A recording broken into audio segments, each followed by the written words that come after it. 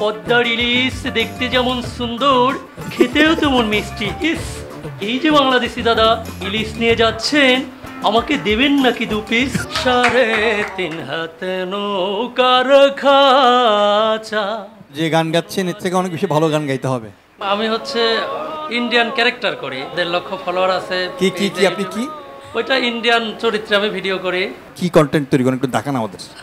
অনেকদিন হলো ইলিশটা আমরা খাই না, খাবো কেমন করে ওটা তো আমি পাই না।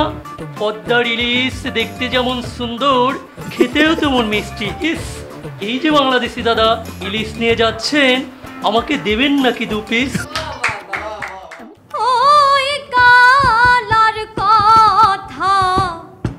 কালার কথা কেন বলো আমার, ওরে যে কৃষ্ণ রাধারলি তারে ভোলায় চন্দ্রা বলি, এ কথা